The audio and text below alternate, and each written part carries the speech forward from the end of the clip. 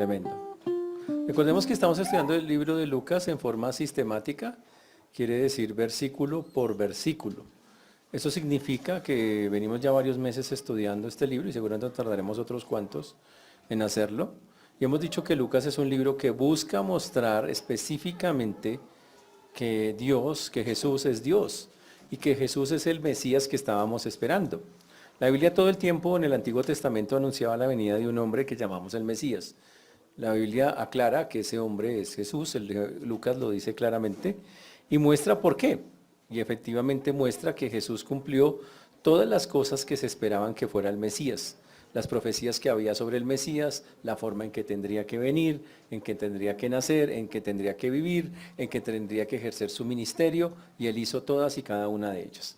Por lo tanto, Lucas busca que nosotros afirmemos nuestra fe creyendo fervientemente que Dios, que Jesús es Dios. Y veníamos hablando que Jesús inició su ministerio cuando tenía 30 años. Juan el Bautista lo reconoce y dicen, miren, ese es el Cordero de Dios que quita el pecado del mundo. E inmediatamente una voz del cielo dice, y este es mi Hijo amado en quien tengo complacencia. Jesús inicia su ministerio, recolecta una gran cantidad de discípulos, pero escoge a 12 de ellos a los cuales llamó apóstoles.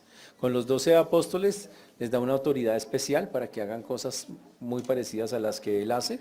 Recorre todas las regiones con todos los discípulos de una manera muy increíble, muy única. La recorre de todas las maneras posibles. Y básicamente lo que nos está diciendo la palabra de Dios es que todo eso el Señor lo hace para que la gente crea que Él es el Mesías. Pero tenemos un problema. ¿Sí, mire? Pero tenemos un problema. El problema es que estamos ante una generación que es incrédula. Y hoy quiero hablar de eso.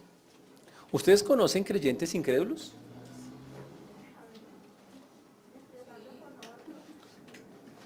Yo conozco hartos en una iglesia en Castilla.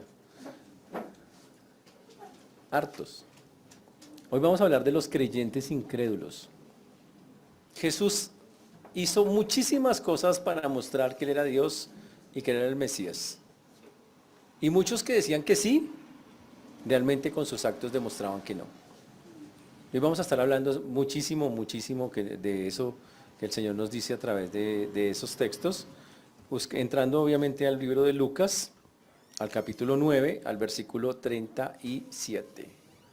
Lucas 9, 37. Lucas 9, 37.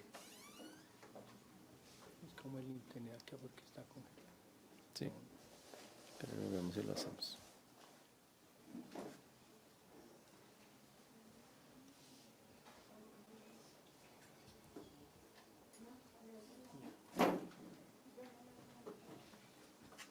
Lucas 9, 37.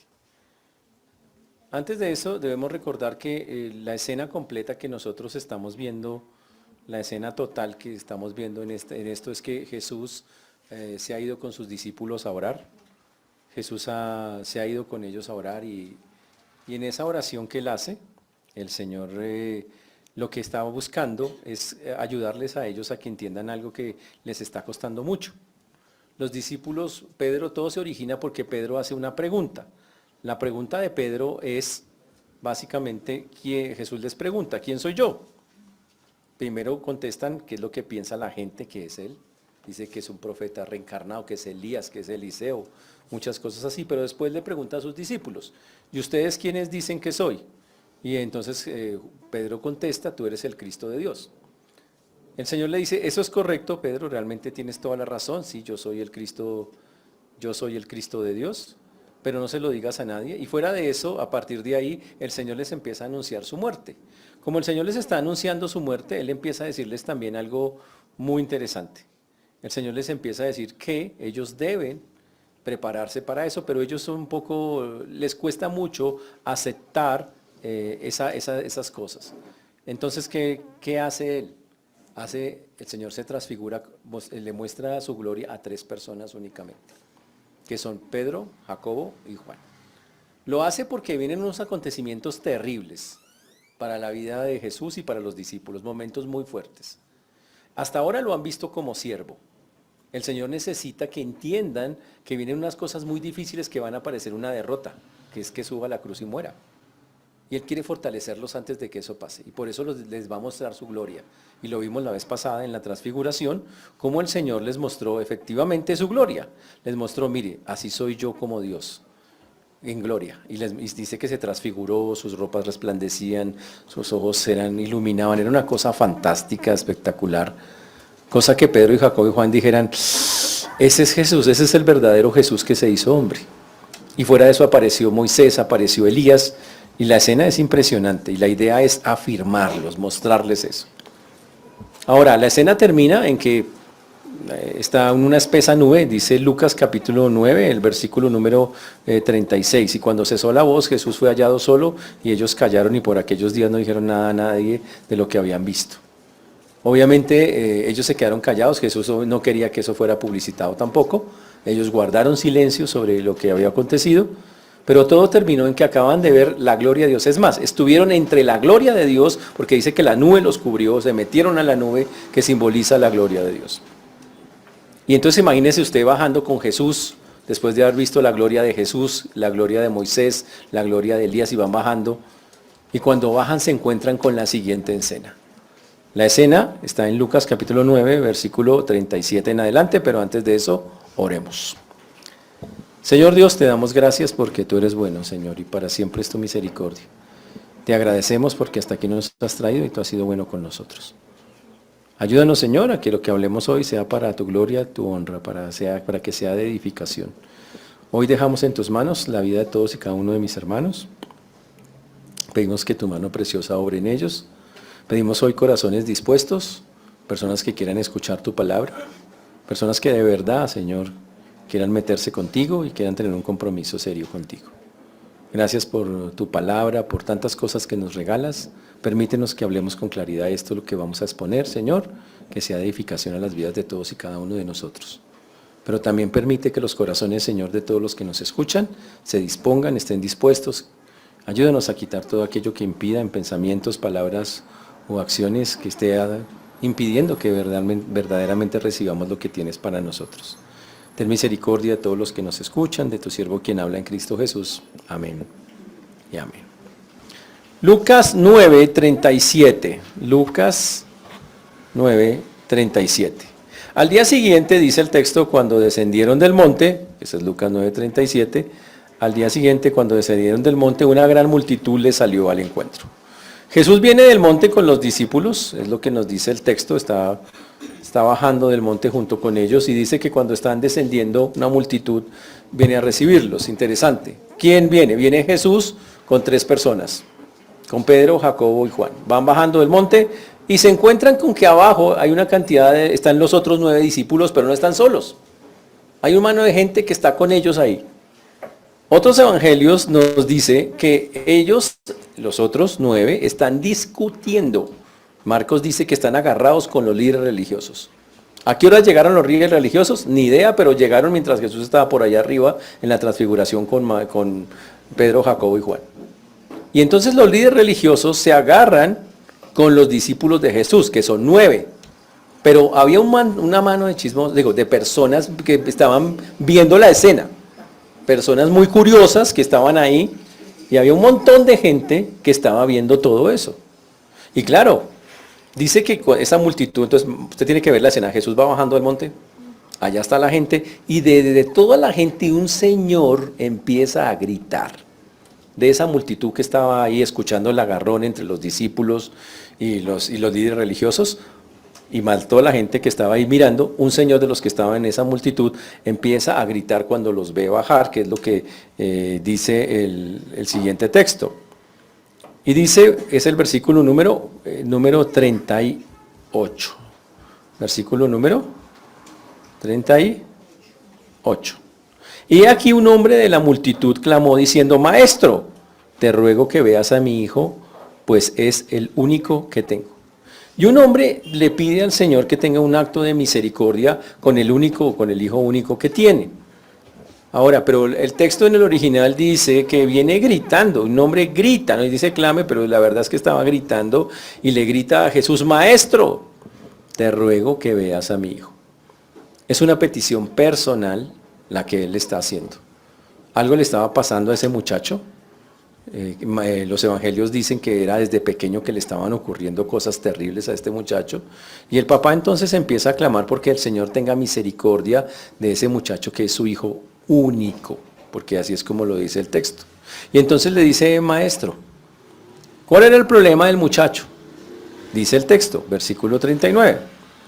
Dice, sucede que un espíritu le toma, imagínese esto. El problema del muchacho es que dice que un espíritu le toma y de repente da voces y le sacude con violencia y le hace echar espuma y estropeándolo a duras penas se aparta de él. Dice que el problema no es un problema de satanismo, de una posesión satánica en el muchacho. Imagínense eso. Interesante. Dice que un espíritu lo posee. Recuerden que los creyentes, el creyente genuino, real, verdadero, no es poseído. Yo sé que a usted le han dicho, usted parece el diablo, pero no, mire que no. Si usted es un creyente genuino, así usted aparentemente tenga rabias, iras y a veces pareciera, no, el creyente verdadero no es poseído. La Biblia dice que donde mora el Espíritu de Dios hay libertad, por lo tanto no hay forma de que eso pase. Pero si usted no es un creyente, de verdad, a usted le pueden pasar dos cosas. O usted es influenciado satánicamente, o usted es poseído satánicamente. ¡Wow! Un creyente puede ser influenciado pero no poseído. Pero un no creyente puede ser influenciado o poseído. En este caso estamos hablando de un muchacho que no era creyente y que fue poseído. Pero ahora, ¿qué es una posesión? Es el que un espíritu inmundo, básicamente es un demonio, entra, a veces son muchos como lo hemos visto en otras escenas, entra en el cuerpo de la persona y toma control de muchas partes de su cuerpo. En el caso de este muchacho, dice que el espíritu le toma y de repente da voces. Y él empieza a cambiar las voces. Eso es lo que se está refiriendo. Dice que empieza a hablar en otras voces. Dice, hola, exemanitas. No sé, una vaina así toda satánica. ¿Ustedes duermen solos? Bueno, no me gusta hablar de esos temas cuando duermen solos, pero hablemos. El punto es que cambia la voz y no dice una, dice varias. Y eso uno lo ve con personas que están endemoniadas. Tienen la habilidad de poner voz de hombre, de mujer, de niño, de español, cambian los acentos. Es una cosa impresionante. ¿Por qué lo pueden hacer? Porque el demonio cuando toma el control del cuerpo puede hacer sordera, puede hacer mudez y cuando quiere puede hablar con otras usando las cuerdas vocales de la misma persona. Usa los músculos de la persona para que tenga fuerza extrema, es una cosa impresionante y son características propias de personas que están bajo posesión satánica. Esa es la posesión pura, pura, pura. La persona no es consciente del asunto porque obviamente el espíritu toma el control del cuerpo, no lo deja pensar, no deja que la persona piense y lo tiene así.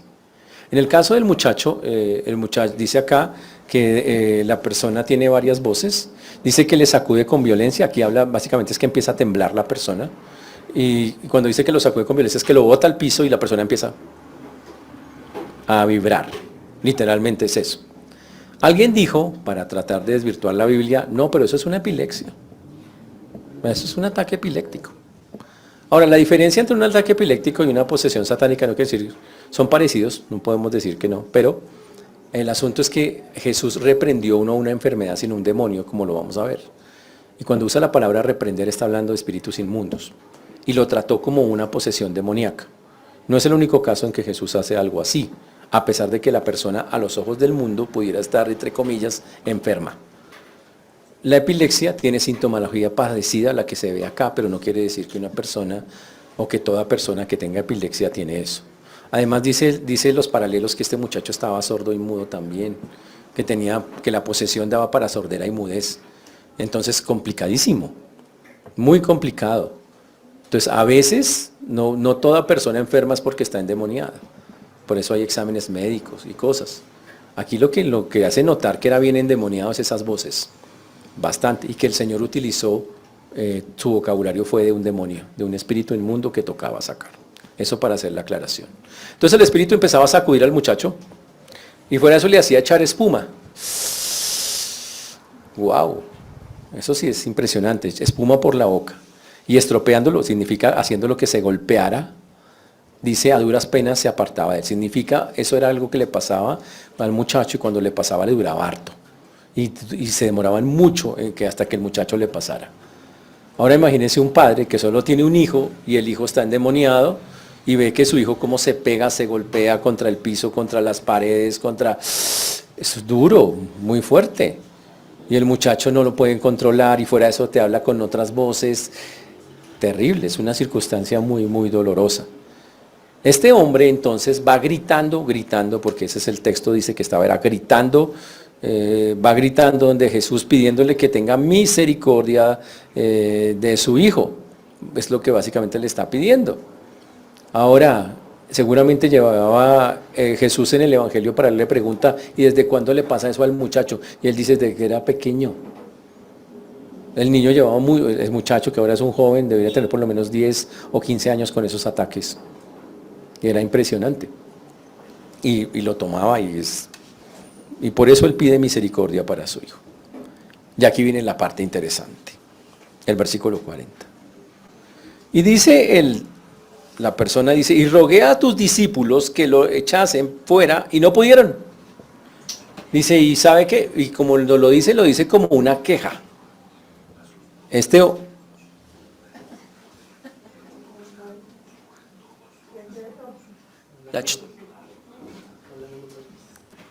Y rogué a tus discípulos que le echasen fuera y no pudieron. ¿Tenemos un balde con agua para echar eso? Podemos echarlo entre un balde con agua y asunto solucionado.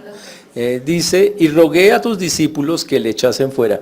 Y aquí viene algo interesante. El Señor viene donde Jesús casi quejándose y diciéndole, y yo lo llevé a sus discípulos suyos, a esos que son seguidores suyos, que tienen el poder suyo, en el nombre suyo, intentaron echar al demonio ese en el nombre suyo y no pudieron en el nombre suyo, o sea que el nombre suyo no es un nombre tan poderoso. Esa es la queja. Y sus discípulos no pudieron hacer nada. Wow, interesantísimo el asunto. Uno tiene que preguntarse, ¿por qué los discípulos no pudieron? ¿Qué fue lo que hizo que de verdad lo que iban a hacer fracasara? No, es que nunca lo habían hecho, ya lo habían hecho. El Señor los había mandado hace un tiempo de 2 en 2 y le dijo que fueran y que fueran allá, ya los había comisionado y cuando fueron echaron fuera demonios, sanaron y funcionó perfecto. Pero ahora tratan de hacer la liberación de esta persona y la vaina no funciona. Y la gente que estaba ahí, y ese es el asunto, por eso explica el agarrón, resulta que ahí estaban los líderes religiosos. El problema es que los líderes religiosos que odian a Jesús empezaron a alentar al pueblo a decirle, si ve que Jesús no tiene poder. Mire que en el nombre de Jesús no pasa nada. Mire que los discípulos empezaron a defenderse, pero se defendieron mal. En lugar de orar, de hacer algo constructivo, se pusieron a agarrarse con los líderes religiosos, que es lo que narra Marcos. Se pusieron fue a agarrarse para defender dizque al Señor, como si necesitara defenderse con eso.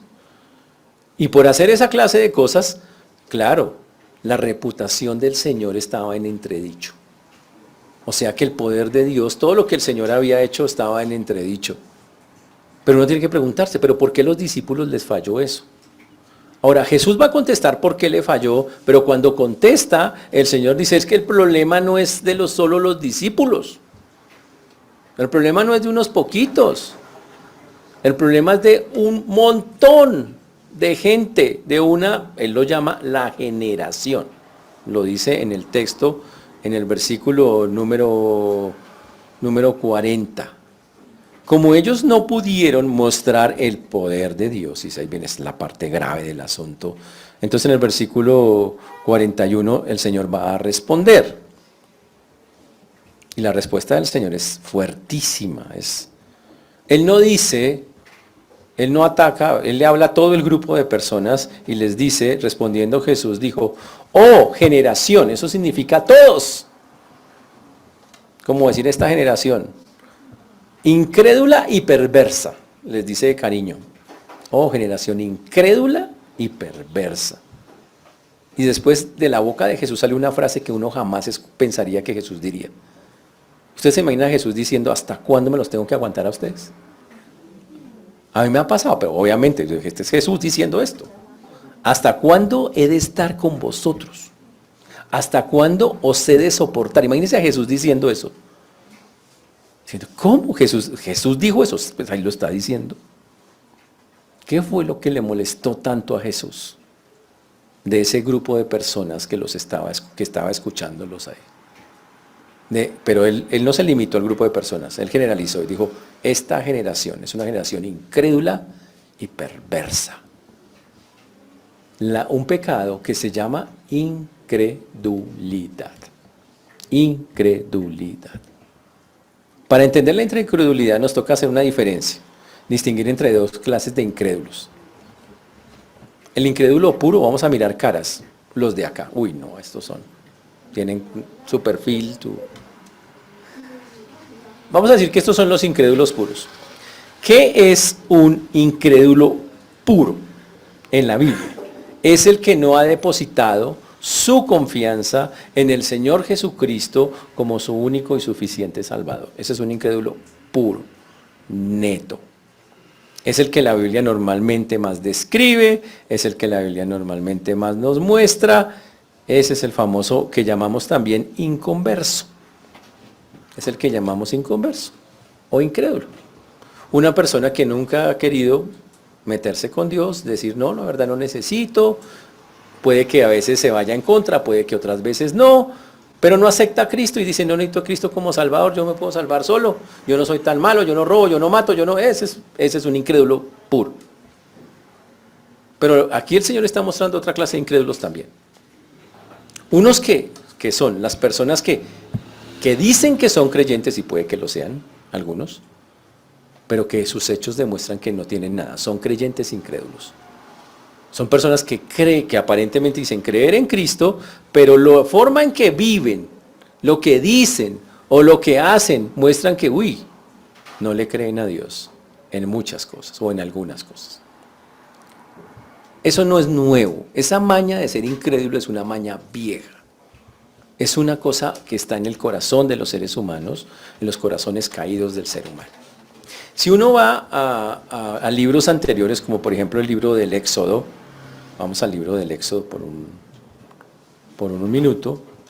¿Saben dónde queda el Éxodo, no? ¿Tienen idea dónde queda el Éxodo? Después de Génesis.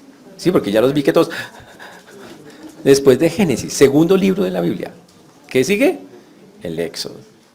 Un día vamos a hacer aquí en vivo, vamos a hacer una prueba, los libros de la Biblia en orden, me voy a preguntar tú, y ahora el siguiente tú, así para que todos tengamos claro eso, porque sí, o sea, complicado que no pase de esa manera. ¿Listo? El libro del Éxodo es un libro que narra muchísimas cosas de lo que Dios hace.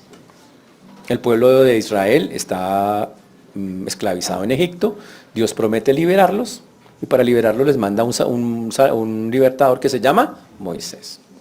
Moisés va allá y hace algo fantástico de la mano de Dios. Muestra el poder de Dios a través de 10 plagas que le manda a los egipcios. Me imagino que ustedes se saben los nombres de las 10 plagas, ¿cierto? Claro, o sea, no tengo ni que nombrarlos. ¿No? ¿No siquiera se saben las 10 plagas de Egipto? Bueno, empezó con la de sangre, bueno, hubo de todo. Hubo ranas, hubo piojos, hubo úlceras, hubo granizo grande... y después hubo la muerte, la última, que es la que más nos interesa, la muerte de los primogénitos.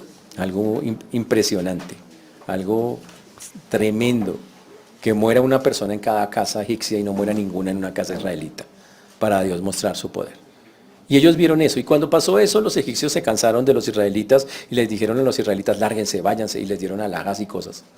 Impresionante, y se fueron con la riqueza de Egipto, la poquita que le quedaba, se la llevaron los israelitas. ¿Cómo sería el asunto de Dios tan serio con eso? Y cuando van saliendo, entonces se enfrentan a un mar, no pueden pasar porque hay un mar de por medio, el mar Rojo. ¿Y qué hace Dios? Pues abre un camino. La Biblia dice, sendas Dios hará donde piensas que no hay. Dios abre una senda donde no hay. Y abre un camino donde no hay un camino. Y abrió una carretera en medio del mar. Era un par de acuarios, de esos así, 2 paredes de un acuario. Usted pasaba por ahí la ballena, el delfín, usted podía ver el mar a los lados. La tierra no estaba mojada, estaba seca, eso es una cosa impresionante. Y fuera de eso, Dios pone una nube encima suya para que le guíe. Pone su ángel atrás suyo para que lo cuide. Pone una nube suya encima para que de noche lo ilumine, porque es una columna de fuego de noche, y de día es una nube para que lo cubra del sol, para que usted no se muera del sol en el desierto. Y los lleva con esa nube. ¿Y sabe qué hace Israel después de que Dios ha hecho todo eso? Empieza con algo que la Biblia llama murmuración. ¿Ustedes han murmurado? ¿Han conjugado ese verbo? Yo murmuro, tú murmuras, vosotros murmuráis. ¿No? Yo me sé uno que dice ustedes, vosotros murmuráis. Y cuando el pueblo empieza a murmurar, Dios, usted puede leer Éxodo y va a encontrar que en varios capítulos la palabra que más se nombra, y la dice Dios, es murmuración. ¿Y sabe qué dice Dios? He oído vuestras murmuraciones. Y he oído vuestras murmuraciones. Y Dios empieza a cansarse. La murmuración es una queja que se da cuando no entiendo o no hago algo, cuando en la Biblia, cuando algo no me parece que Dios dice, pero porque Dios hizo eso así, y porque Dios tengo que hacer eso así como Dios dice, y porque es tal cosa, y por qué. Es alguien que le pide explicaciones a Dios y se raja con Dios, se enoja con Dios porque no hace las cosas como la persona piensa. Y entonces surge de su boca una crítica a Dios. Los israelitas tuvieron demasiadas críticas contra Dios. Dijeron, usted nos trajo a este desierto para matarnos. Después de que Dios. La primera crítica fue cuando no salió agua, había unas aguas amargas, no podían tomar. Y dijeron, claro, usted nos vino a matar acá de sed. Y Dios echó un arbolito allá y se purificaron las aguas. Y Dios, bueno, y hasta ahí todo calmado. Pero después de eso tenemos hambre, usted nos trajo aquí a morirnos de hambre. Y el Señor dijo, ustedes van a comer, voy a mandarles pan del cielo. Y el Señor de la panadería del cielo, que se llama, ¿qué es esto? La panadería del cielo se llama, ¿qué es esto? ¿Qué es esto? Significa maná. Eso significa la palabra maná. ¿Qué es esto? Les empezó a mandar todos los días pan. Pan del cielo, usted lo recogía por la mañana y usted lo guardaba para el día. Si recogía además, se le podría, solo podía para el día. Y el viernes recogía para el sábado, con doble porción y no se podría. Y ellos vieron eso, solo Dios puede hacer algo así que le caiga a usted pan del cielo. ¿Cuándo le cae a usted pan del cielo? Fuera de eso les mandó codornices que se quedaban quietas para que usted las agarrara y comiera carne. Eso lo hizo Dios. Y después de eso ellos dijeron, usted nos trajo a matarnos acá otra vez. Y la Biblia dice que murmuraron más de 20 veces contra Dios. Murmuraron tanto, que es la palabra que más aparece en el Éxodo, de las que más aparece la murmuración, que un día Dios se cansó. Casi una frase como la que está diciendo el Señor acá. Y el Señor le dice a Moisés, Moisés, ¿sabe que estoy cansado de ese pueblo? Ya sé qué vamos a hacer. Voy a destruir ese pueblo y ojo, y lo voy a poner a usted sobre otro pueblo. ¡Ja! Y Moisés le dice, ¡ah! Señor, no hagas eso. Había un privilegio que tenía Moisés, él podía hablar con Dios así. Dijo, no hagas eso porque la gente de afuera va a decir que de verdad nos trajiste para matarnos. Entonces el Señor le dice a Moisés, Moisés, bueno, sabe que te escuché, voy a aceptar lo que dices, pero yo no voy a ir con ustedes. No los voy a matar, pero tampoco voy a andar con ustedes. Les voy a mandar mi ángel para que ande con ustedes, pero yo no voy a andar con ustedes, le dice el Señor. ¿Cómo sería esta ofensa contra Dios que Dios dijo eso? Y entonces Moisés le dice, Señor, pero si tú no vas con nosotros, entonces mátame. Porque si tú no estás, ¿para qué? No tiene sentido. Finalmente Dios accede, pero Dios le dice, ¿sabes por qué no quiero andar con ellos? Porque son un pueblo de dura cerviz. Porque son un pueblo que no doblega, son orgullosos, son altivos, les mando a hacer cosas y no obedecen. Me dicen que sí, pero no las hacen. Me adoran, me hacen sacrificios, pero no hacen las cosas que los mando. Son un pueblo de dura cerviz.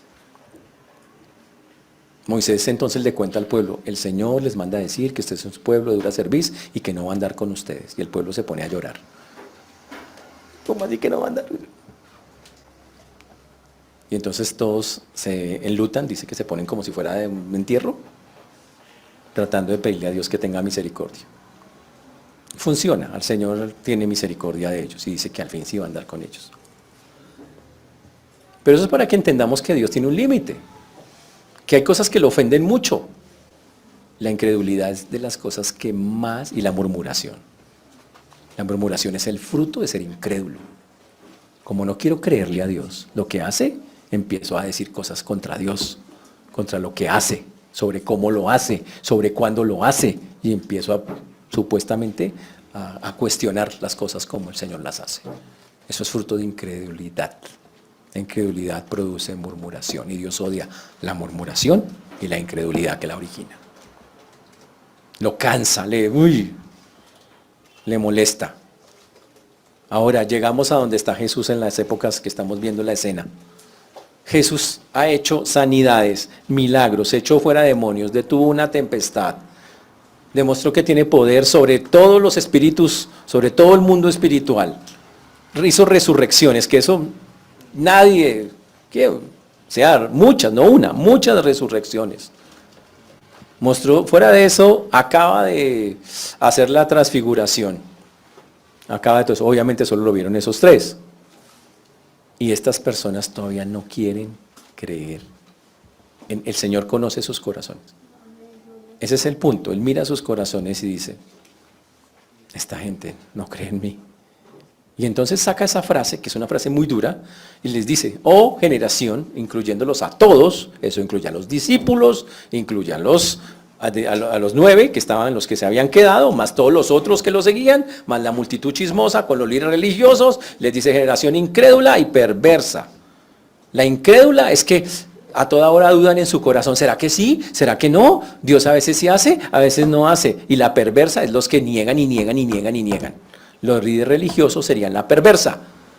Los otros que sí habían creído y tal vez lo seguían y trataban de estar, esa era la incrédula.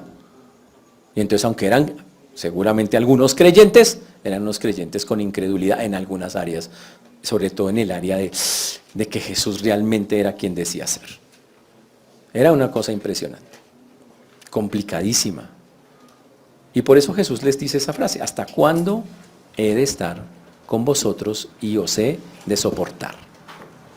Es una queja, si lo quiere ver así, muy fuerte del Señor. Como les digo, increíble que el Señor haya dicho eso, uno no espera que el Señor diga esas cosas, pero recuerde que el Señor está en su humanidad. Y Él dice desde el punto de vista humano, ¿cómo es posible que después de ver ustedes ver mi parte divina, todas las cosas que he hecho, no sean capaces de reconocer quién soy yo? Porque al final Jesús estaba respondiendo la pregunta, trataba a través de todo lo que estaba haciendo de responder la pregunta, ¿quién soy yo? Pues soy Dios, soy el Mesías, soy el Salvador, eso es lo que Él quería que la gente entendiera. Pero Él veía que hacía todas esas cosas y no, la gente no creía. Y por eso les dice, ¿hasta cuándo os he de soportar? Pero pongamos ahora, ya hablamos de Moisés, ya hablamos de Jesús en los tiempos bíblicos, ahora hablemos de nosotros. O sea, más chévere, ahora hablemos de nosotros los cristianos. ¿Cuánto poder espiritual tiene usted hoy? Me pregunto yo. ¿Cuánto debe tener? La Biblia dice, y recibiréis poder cuando haya venido sobre vosotros el Espíritu Santo, y me seréis testigos sobre Jerusalén, Judea, Samaria, hasta el último de la tierra. Para empezar, tiene poder para testificar. ¿Lo usa? Porque ahí dice para todos. Usted tiene poder para testificar. Es una excusa y una mentira muy grande decir que no puede hacerlo. Porque Dios se lo dio desde el día de la salvación. O sea que por ahí perdió. Fuera de eso, el Señor dice que a sus discípulos les va a mostrar grandes cosas y que va a hacer con ellos muchas cosas. Significa que también les va a dar poder para hacer ciertas cosas. Obviamente, normalmente para edificar a otros, para ayudar, animar, para todas las cosas que la Biblia dice que Dios nos va a dar capacidades, talentos, dones espirituales, para que usted haga la obra de Dios y edifique a la iglesia. Y la pregunta es, ¿eso está pasando? Pero todavía hablemos lo más cortico. La Biblia nos llama a proclamar un mensaje que se llama el Evangelio. ¿Y el Evangelio qué es? Dice que es poder de Dios para salvación. Pero el problema es que los cristianos no siempre son el ejemplo del poder transformador del Evangelio.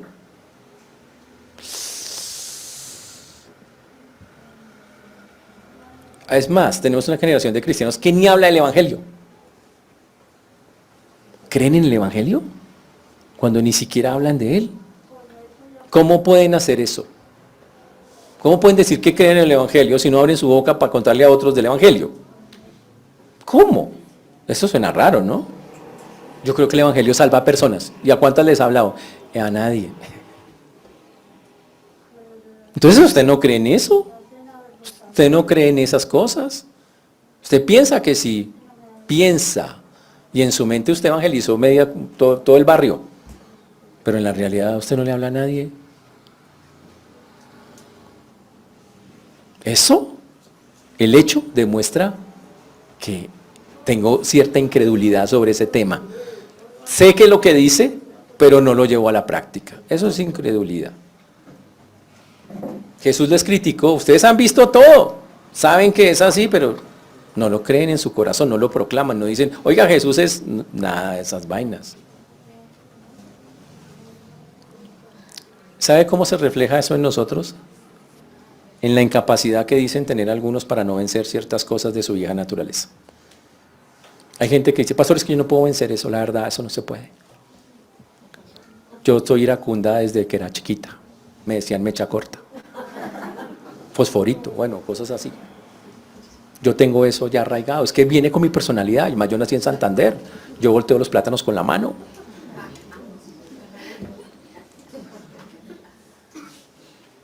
Y hay gente que se cree el cuento que es que supuestamente no puede cambiar. Y cuando el poder de Dios nos es visible en nosotros, el poder para cambiarnos primeramente a nosotros, ¿cómo queremos que la gente crea? ¿Cómo queremos que la gente de verdad oiga? El Evangelio lo va a cambiar su vida y lo va a transformar si no cambia ni siquiera la suya. ¿Cómo quieren que eso pase si no de verdad no está pasando eso? Eso es una cosa muy compleja y por eso Dios, el Señor se enojó tanto. Dijo, generación incrédula, generación perversa. Me niegan con lo que dicen, con lo que hacen. Dicen muchas cosas, pero no hacen mayor cosa. Ese es el asunto. La poca transformación en las vidas de los creyentes hace que la gente dude del Evangelio.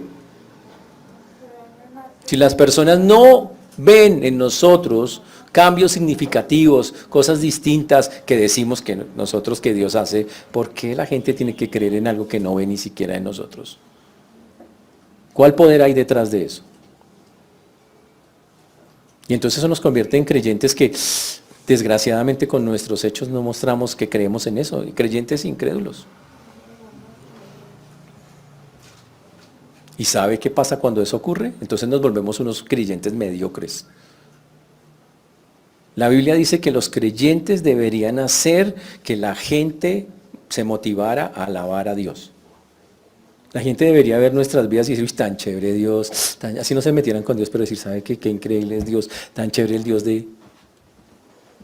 Pero no pasa, no pasa. Hoy por eso la Biblia dice que Dios es más un motivo de burla y de blasfemia, y el nombre de Dios es blasfemado precisamente porque los que dicen creer en Él, gran parte del problema es ese, no están reflejando lo que Él debe ser quien cree en Él. No están reflejando que hay un poder transformador. Y es porque falta creer realmente que Él puede hacerlo. Por eso, solo para poner el ejemplo de la ira, si usted lleva 15 años con ira, pues usted dice, no, llevo 15 años en la iglesia y 15 años con ira, ¿y qué pasa? ¿Qué está esperando para tratarla? ¿Creen que es normal? No es normal, no tiene nada de normal, es anormal. Pero esa es mi personalidad, esa es su personalidad pecaminosa y la tiene que quitar. Eso es lo que tiene que pasar. Ese es el asunto. El mundo necesita ver cómo Cristo cambia las vidas de quienes son hijos suyos.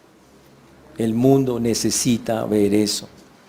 El mundo necesita ver, uy, esta persona cómo se ha transformado. A veces lo vemos en algunas personas cómo ha cambiado, pero pare de contar una que otra. Eso no debería ser así, tendríamos que verlo en todo el que dice que es creyente.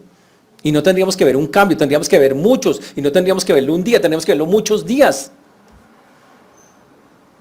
¿Acaso nos estamos pareciendo cada día más a Cristo? ¿No es lo que dice la palabra? ¿Qué atractivo puede tener un evangelio en el cual el mensajero no es un testimonio de cambio transformador, del poder de lo que cree? ¿Qué atractivo tiene eso para una persona? Si no puede ver nada de eso en nosotros.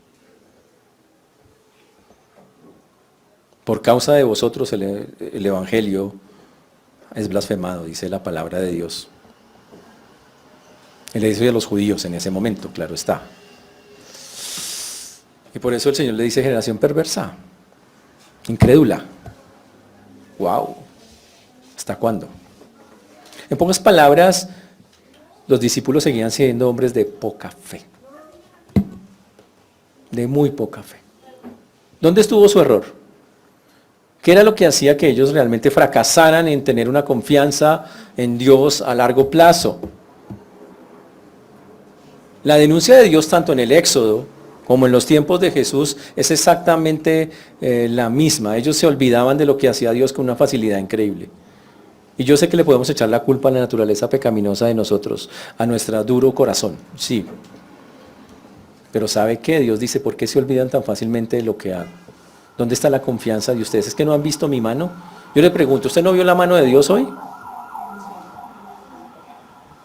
Usted está aquí por la pura misericordia de Dios.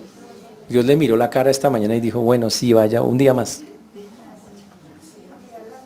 Pero lo había podido mirar y decir, no continúas con nosotros la siguiente temporada. Chao. Y ya se fue. Y se acabó la película. Pero lo quiso que estuviera porque tiene un plan.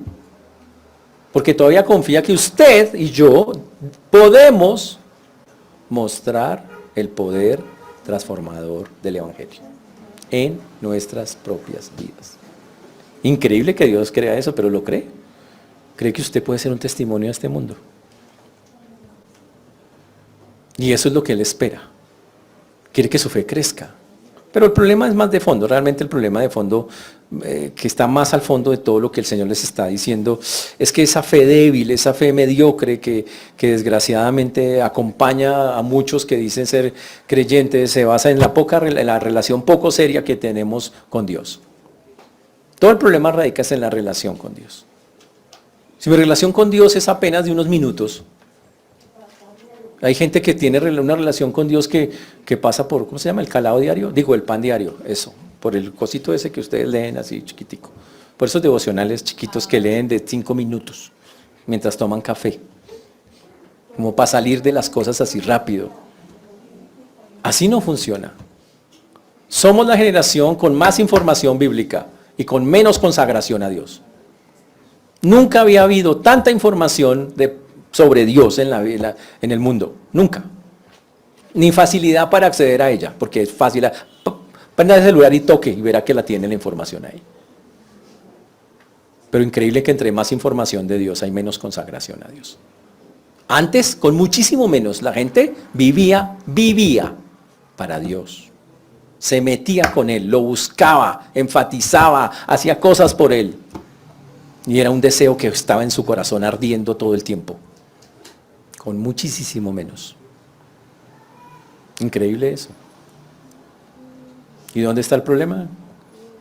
Que tenemos una generación de cristianos que se han conformado con lo mínimo con Dios. Lo mínimo es, Señor, gracias por el día, nos vemos. Y nos vemos, y de verdad lo ven hasta el otro día. ¿Eso es una relación con Dios? O de orar, ay, hoy sí tuve tiempo. Hoy tuvo tiempo. No tenía tiempo, no le dio tiempo a Dios. Todos los días le dio tiempo, ¿por qué lo quiere usar para otra cosa? Hoy no tuve tiempo, hoy es que no, hoy está lloviendo, pero lloviendo se va a los paseos, y lloviendo se va y ahí sí recorre el mundo, pues lloviendo, y va al trabajo, pero no puede ir a Dios. Hasta que Dios no se convierta en una prioridad en su vida, en lo espiritual, no espere que esto pueda darse, que realmente nosotros seamos, la fe de nosotros aumente. Que tengamos una confianza seria en Dios. Esto es algo que solo puede usted hacer, nadie más lo puede hacer. Yo pregunto, ¿qué tiene que pasar para que usted de verdad confíe en Dios? ¿Es que acaso Dios no le ha metido la mano? ¿No lo ha sacado de unas, pero así como salvajes? ¿O es que no se acuerda? Le voy a pedir al Señor que les acuerde, porque no sé, de pronto se nos olvidó a todos. Por eso la Biblia dice en el Apocalipsis a la iglesia de Éfeso, recuerda de dónde has caído, porque parece que se nos olvidó como de dónde nos sacó, ¿no? Y cuando el hombre olvida a Dios, nos llenamos de pensamientos humanos y nos llenamos de falta de fe y de falta de confianza en Él y empezamos a murmurar. A murmurar como estos empezaron a murmurar. No, es el poder de Jesús. Nada que ver. Los discípulos de Jesús, nada que ver. Eso no debe pasar. Por eso el Señor, con medio de su enojo, porque estaba en verdad muy indispuesto, le dijo, trae acá a tu hijo. Le dice el Señor al hombre. Se trae acá a tu hijo. No sé en qué tono se lo dijo, debe haber sido muy interesante escuchar a Jesús diciendo eso en ese momento con esa fuerza que tenía y le dice, trae acá a tu hijo. Y el 42 dice que inmediatamente le trajeron al muchacho. Y dice que y mientras se acercaba el muchacho, el demonio lo derribó y le sacudió con violencia, pero Jesús reprendió al espíritu inmundo y sanó al muchacho y se lo devolvió a su papá. Claro, cuando le traen al muchacho el demonio que está en el muchacho, o los demonios, porque pueden ser un montón, ¿sabe qué pasó? Lo reconocieron de inmediato. Jesús reconoce, los demonios reconocen a Jesús, saben quién es, ellos ellos en el cielo se conocían. Y los demonios inmediatamente coge el demonio a rebotarse. Y empieza a rebotarse y al hacer lo mismo que normalmente hace. Pero el texto dice acá que Jesús le reprendió. Dice, y reprendió al espíritu inmundo y sanó al muchacho. Dice que reprender significa, le exhortó, le dijo algo así como sal de ahí. Suéltalo. Es un llamado, la palabra reprender es un llamado de atención por una autoridad. En este caso es Dios. La palabra reprender en la Biblia se usa normalmente para demonios, normalmente, casi en el 90% de los casos. La usa para demonios, solo para espíritus inmundos, para chukis, para que me entiendan. Por eso decimos que cuando el Señor reprendió la tempestad, que ya la vimos en Lucas, Él no le dijo a la tempestad, oh, cálmate, naturaleza, le dijo, te reprendo. Utilizando un vocabulario como si la tempestad hubiera sido producida por fuerzas satánicas. Interesantísimo eso. Pero el punto es que el Señor trae al muchacho, dice que el espíritu inmundo, y dice, y sanó al muchacho, inmediatamente, y se lo devolvió a su papá. Le dijo, aquí está su hijo, sanito. El texto de paralelo dice que el muchacho sufría de eso desde chiquito. Le pregunto, ¿y desde cuándo el muchacho está así? Desde pequeño. Lleva muchos años el muchacho con este problema. Y el Señor lo arregló en un momento. Ahora, si a usted le dicen, y usted es uno de esos discípulos que está escuchando esa exhortación del Señor, y el Señor le dice, generación incrédula, perversa, ¿usted qué hubiera hecho? Cuando el Señor le dice eso, ¿usted qué cara le hubiera hecho al Señor? Señor, perdón. Hubiera reflexionado, ¿no? Bueno, ojalá, eso decimos nosotros, a ver si hubiéramos hecho eso estando allá. Pero a esta gente le pasó lo mismo que a nosotros. Se les olvida rápido lo que Dios dice. Mire lo que dice el texto. Cuando el Señor liberó al muchacho, dice, y todos admiraban la grandeza de Dios. Ay, tan lindo el Señor, esto es lo más lindo. Él es lo más grande. ¿Y qué pasó con la exhortación? ¿Dónde está el arrepentimiento de ellos? ¿Dónde está que ellos digan, sí, oiga, nosotros no estamos creyendo, oiga, nos falta confianza en Dios, no hay nada de eso? Y la evidencia de que eso no cambió nada fue que lo siguieron haciendo más adelante. Lo van a volver a hacer. Van a seguir dudando, van a seguir teniendo poca fe del Señor a pesar de todo lo que han visto. Y gente famosa de la Biblia lo va a hacer. Y puede pasar lo mismo, podemos decidir hoy hablar de lo que el Señor nos dijo hoy y tomarlo y después que Dios haga algo grande y decir, ¡tan lindo el Señor! Y a los 2 días otra vez estar dudando de ver qué está haciendo. Eso no tiene que pasar. Tenemos que entrar en un trabajo, hermanos, de trabajar nuestras vidas espirituales, que son un fracaso a ratos, y entender que si no trabajamos esa área vamos a fracasar en muchas otras, y empezando por la fe. Por eso los quiero retar a que empiecen un trabajo con Dios, empiecen a buscarlo. Tenemos que volvernos personas de oración, tenemos que volvernos personas que de verdad leen la palabra y conocen a Dios. Conozca a Dios. ¿Cómo va a adorar lo que no conoce? ¿Cómo va a alabar lo que no conoce? ¿Cómo va a confiar en el poder de Dios si no ve a Dios? Si no lo puede conocer y no ve cómo actúa en la Biblia. Ábrale espacio a Dios. Ábrale espacio. No le habla de sus minutos de sobra. Ábrale el espacio, mucho que él ocupa el primer lugar. Mientras el deseo de su corazón y el mío sea que queremos pasar más tiempo en los centros comerciales o en las películas o en las cosas que no necesariamente son malas, antes que a Dios, entonces tenemos un problema de prioridades en la vida. Y ese es un problema serio para un creyente. Si le pasara a un impío, pues es normal, es impío. Yo jamás le pediría a un impío que tuviera una prioridad con Dios. Pero a ustedes, sí.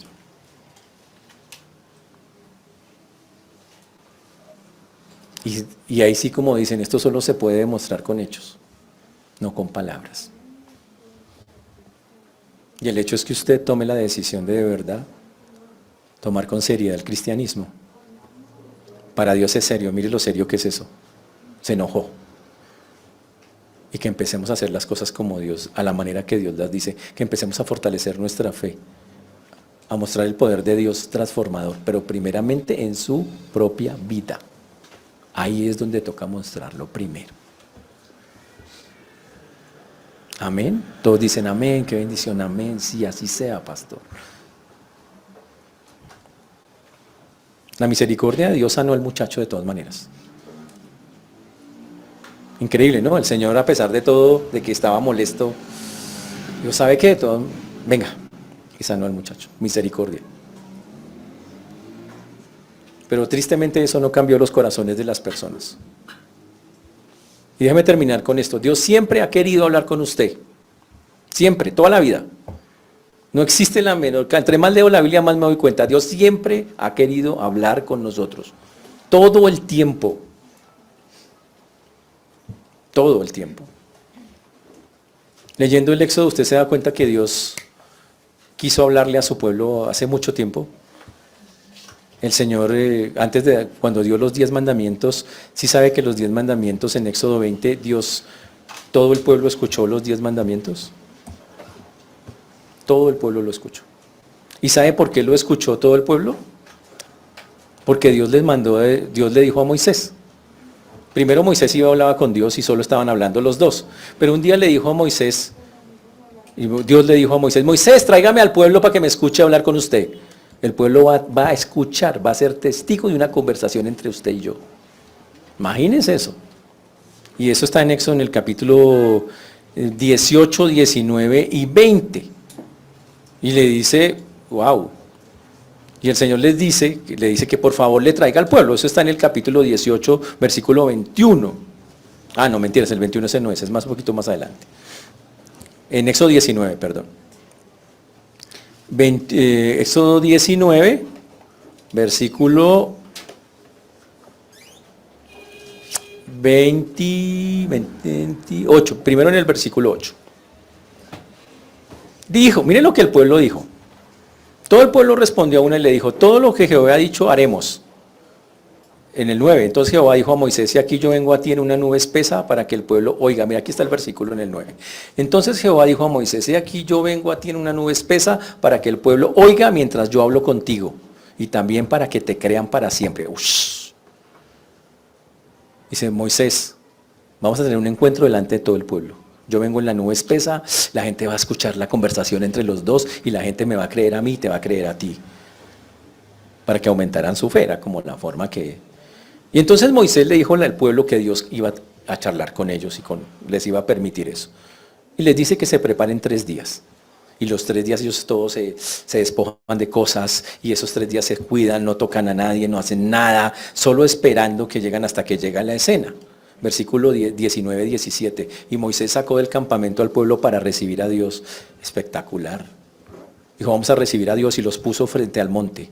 Dice que todo el monte Sinaí humeaba porque Jehová había descendido. Entonces el monte estaba prendido, Dios, la manifestación de Dios era Dios, un monte humeante, la nube de Dios, la gloria de Dios ahí. Y el texto dice, entonces, y el humo subía como el humo de un horno y todo el monte se estremecía, temblaba ese monte, imagínense el susto del monte temblando, la nube ahí, y Moisés parado ahí al frente de la nube y el pueblo detrás, todos ahí mirando.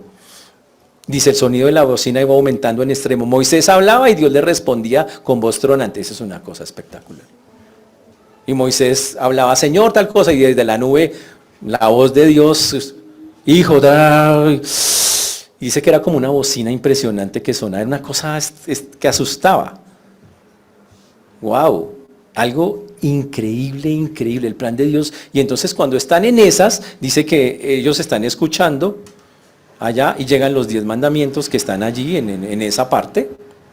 Wow. En pocas palabras, el pueblo escuchó la voz de Dios. La escuchó y eso fue... Dios siempre ha querido que su pueblo escuche su voz y yo creo que el problema de hoy es que la gente no está escuchando la voz de Dios. Por eso a veces la gente dice, Dios no me habla a mí. ¿En serio no le habla a usted? ¿Cómo puede pasar eso? ¿Y sabe cuál fue la respuesta del pueblo? Están en Éxodo 20, 19. Cuando el pueblo vio los relámpagos y Dios se manifestaba y hablaba con Moisés y ellos lo veían, escuchaban eso, dice el versículo 10, 20, 18. Todo el pueblo observaba el estruendo y los relámpagos y el sonido de la bocina y el monte que humeaba. Y viéndolo, el pueblo temblaron y se pusieron de lejos. Y le dijeron a Moisés, habla tú con nosotros y nosotros oiremos, pero no hable Dios con nosotros para que no muramos. El pueblo le dijo, no queremos oír la voz de Dios. Nos asusta escuchar la voz de Dios. Y Dios diciendo, oiga, yo quiero que me oigan. Y le mandan a decir a Dios, Señor, ¿sabe qué? Que Moisés sea el intermediario. Es muy tenaz oír la voz de él. Moisés les contestó, no temáis porque, oiga lo que dice ahí, para probaros vino Dios y para que su temor esté delante de vosotros para que no pequéis. Dios sabe para qué quiere Dios que escuchen su voz, para que ustedes teman y no pequen.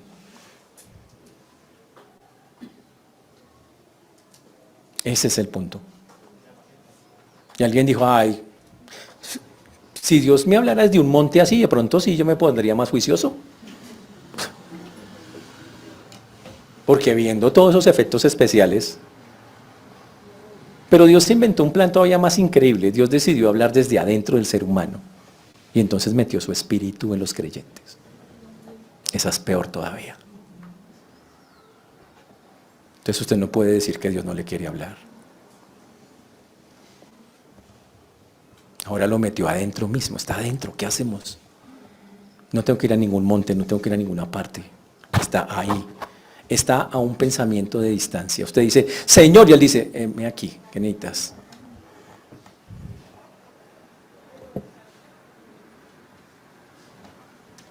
Pero teniéndolo cerca, viendo lo que Él hace todos los días en nuestra vida y viendo lo que ha hecho y las cosas maravillosas, todavía hay una generación de creyentes que dudan, que desconfían, que murmuran de Dios. Eso no debe pasar. ¿Está claro eso, señores? Por eso qué chévere, el texto terminó diciendo que todos se admiraban de la grandeza de Dios. Pero yo debo admirarme de la grandeza de Dios todos los días. Todo el tiempo. En todas las circunstancias. Y debo buscar hablar con Él y crecer con Él. Es la manera en que tiene que ser. Y yo oro que el Señor nos ayude a que ustedes en esos momentos, la vida siempre tendrá momentos complejísimos, muy difíciles, siempre, no hay manera de evitarlos. Pero que por encima de todo yo quiero hablar contigo, Señor, es como debe ser. Quiero saber qué hacer, quiero que me guíes, de eso se trata esto. Y no que cuando algo no salga, como no salió acá, no, ¿y ahora qué vamos a hacer? No, que hasta los discípulos que se quedaron abajo dudaron. Sino que confiemos que Dios tiene un plan perfecto. Yo no quiero ser parte de la generación perversa e incrédula que desconoce quién es Dios. Y básicamente terminaré diciendo, Jesús es Dios y es confiable. Y tenemos que demostrarlo con lo que hablamos, pensamos y hacemos. Que el Señor nos ayude, hermanos, pongámonos de pie. Oremos. Señor Dios, te damos gracias porque tú eres bueno, Señor, y para siempre es tu misericordia. Te agradecemos porque hasta aquí nos has traído y has sido bueno con nosotros. Pedimos, Señor, que tú obres en cada vida, en cada corazón, como solo tú y nadie más que tú lo puede hacer. Todo honor y toda gloria sean dadas a ti, Señor. Rogamos, Señor, que nos ayudes a dejar de ser tan laxos. Yo te ruego que no nos pase como le pasó a Israel, que aún escuchando la exhortación no tomó medidas para cambiar, sino que se quedó en ello. Te ruego que tú hagas como solo tú y nadie más que tú lo puede hacer, Señor. Dejo en tus manos la vida de mis hermanos, pido que obres como en tu iglesia, que nos ayudes de verdad a ser serios, a buscar esa relación que impide que lleguemos a eso. Te lo ruego y te lo suplico, Señor, por amor de tu nombre. Guíanos, Señor, en este día, en Cristo Jesús. Amén y amén.